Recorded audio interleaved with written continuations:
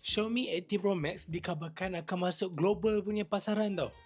Dulu 17 Pro Max yang mana ada skrin kat belakang tu masuk dekat China punya market. Sekali ni dia nak bawa masuk dalam global.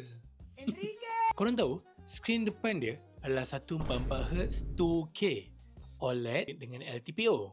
Kalau skrin belakang dia yang besar tu berapa? Sama juga 2K LTPO 144Hz. Satu brand tu nak bagi 120Hz dekat brand biasa, kat model biasa pun tak bagi-bagi. Yang ni selamba je letak kat skrin belakang. Tengok.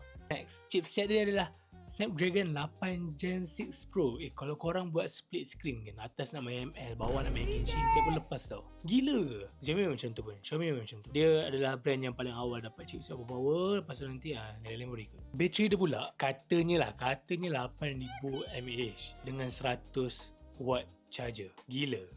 Bayangkan 8000 mAh dengan Snapdragon 8 Gen 6 Pro. Rasanya 2-3 hari tak habis bateri tu. 2 hari tak habis bateri. Lepas tu kamera dia standard lah. Kamera Xiaomi yang flagship ni memang gila kan. So dia punya main kamera adalah 200MP. Ada periscope, still pakai Leica punya sistem. Dia punya selfie adalah 50MP. Tapi kan satu je problemnya.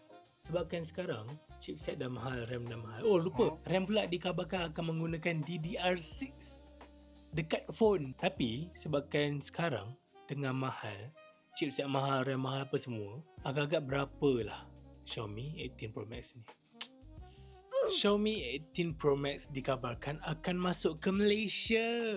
Aduh, bukan macam tu, bukan macam tu.